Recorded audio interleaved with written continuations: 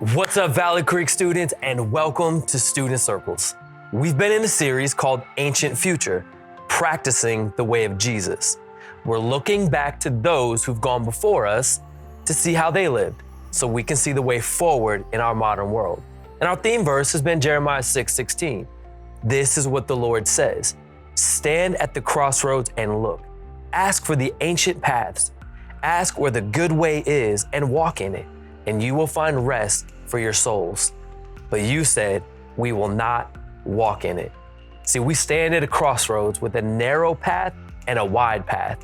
One path is easy, a path with least resistance, but it leads to destruction.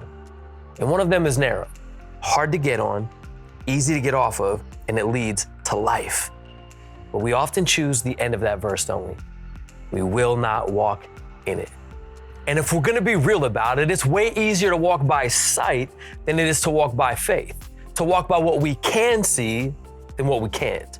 But this path, the ancient path, is only walked by faith. Let's get into it. And so we have to ask ourselves this question, like, what is faith? Faith is being sure of what you hope for, certain of what you do not see. Faith is living from the invisible towards the visible. Faith is anchored in the character and the nature of God. Faith is being more focused on the superior realities of the kingdom than the inferior realities of this world. Faith is willing to follow and trust God for the results. Faith is the belief in the goodness of God in the midst of our circumstances, in spite of our circumstances. That's faith. But doubt, on the other hand, doubt is anchored in the natural. Unbelief is simply faith in the inferior. Unbelief is the belief in anything or the faith in anything that's not God. And it's focused on the inferior realities that we can taste, see, smell, and touch, as opposed to the superior realities that are invisible. And the problem with unbelief is unbelief doesn't risk anything, therefore it gets exactly what it often is expecting. But here's what we have to understand. Cynicism is not a fruit of the Spirit. Skepticism is not the character of Jesus.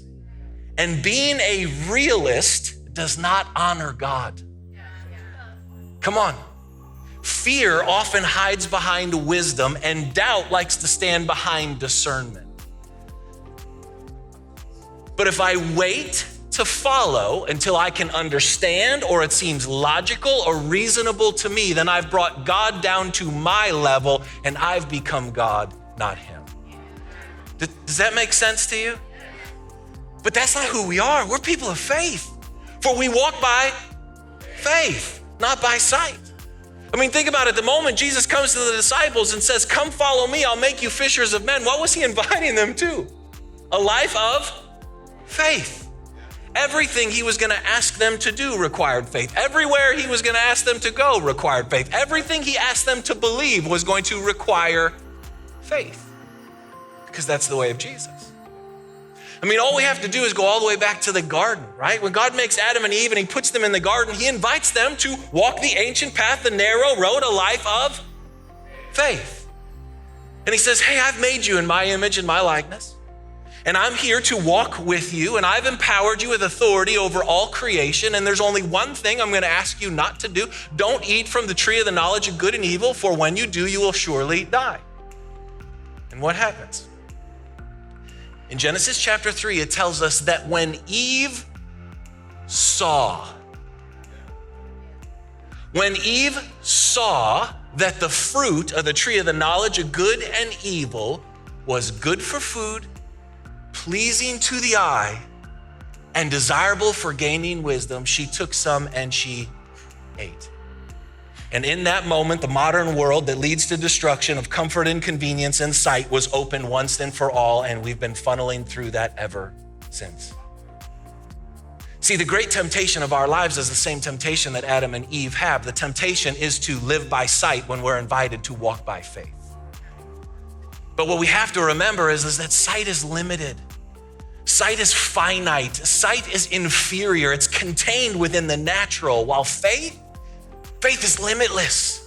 The faith is superior. Faith is not contained or controlled to what you can see. Faith creates, faith inspires, faith enables, faith activates, faith is victorious, faith overcomes, faith moves forward. Faith is how we grab the superior realities of the kingdom and bring them into the inferior realities of our life. It's how we actually experience the life that God has for us.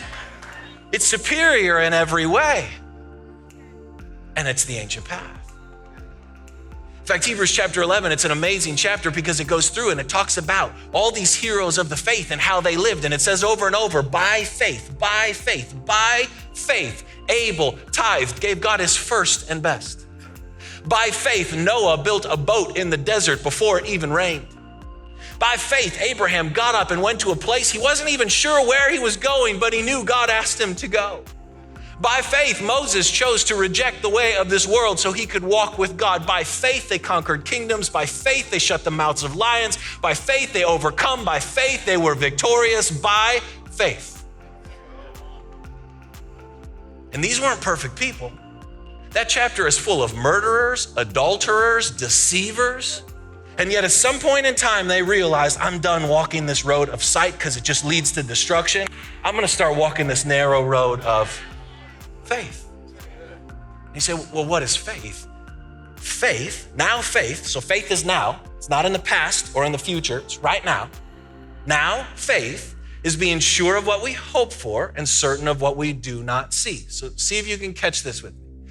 Faith is being more sure of what we hope for than what we have. And it's being more certain of what we do not see than what we see.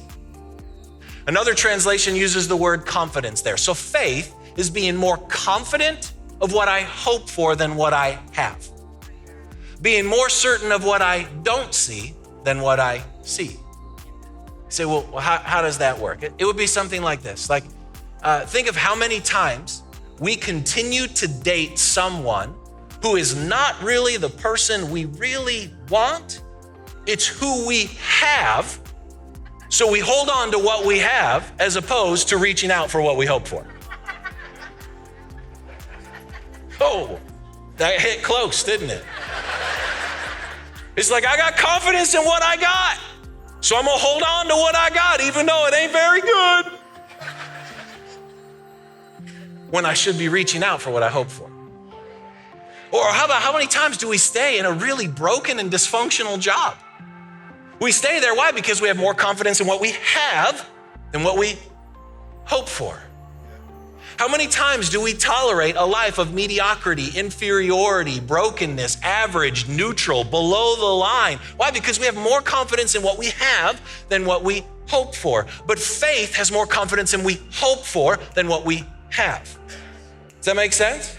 Okay, let me flip it for you and say it like this. How often do we have more confidence in the depression and the anxiety that we have than the peace and the joy that we hope for? How often do we have more confidence in the sickness and the brokenness that we have than in the healing and the miracle that we hope for? How often do we have more confidence in the impossibility right in front of us than the miraculous that God wants to do, the breakthrough that we hope for? Faith is having more confidence in what we hope for than what we have, what we don't see than what we can see. And every time you start living with words like this will always be this way, things will never change, you have more confidence in what you have than what you hope for. But Ephesians 3:20 says God will do immeasurably more than you can ask or imagine. Faith is more focused on what we hope for than what we have. Does that make sense to you?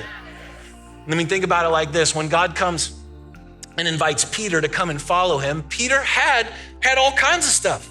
He had a fishing business and a family and a way of life. He could see, he understood by sight all of his life. And in that moment, when Jesus invites him to follow, he has to decide, do I have more confidence in what I have or in the life that I hope for? But you have to let go of what you have in order to reach out and take a hold of what you hope for. I mean, let me try to illustrate it for you like this. Maybe it'll help some of you. Let's say you go on Amazon and you're gonna order your favorite thing off of Amazon, okay? the new book, the watch, the garden tool, I don't know, whatever the thing is you buy on Amazon. And you go onto Amazon and you buy that thing and you put in your credit card and you press submit. The moment you press enter and you just purchased that thing, you have confidence that it's gonna show up at your house, right? I mean, you bought it, you paid for it, you got the receipt to prove it. So even if it doesn't show up that day or the next day or a week from then, you still have confidence that that thing is gonna show up on your door because it's been paid for, so it now belongs to you. You don't ever sit there and wonder, is that garden tool gonna come? No, why? Because you have proof that it belongs to you. That's the kind of faith that Hebrews 11 is talking about. That the moment Jesus went to the cross, the death, burial, and resurrection of Jesus purchased, paid for once and for all the life of the kingdom. You now have a receipt. The receipt is called the deposit of the Spirit of the living God inside of you as evidence or substance that the fullness of the kingdom now belongs to you. So you can have more confidence in what you hope for than what you have because you have a deposit saying, this belongs to me. That's the kind of confidence he's talking about here. So how's your faith?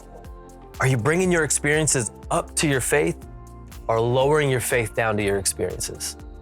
Where have you been losing faith or doubting God's goodness? The ancient path is walked by faith, not run by sight. So let's keep practicing the way of Jesus and let's spend some time talking about it in our circles together.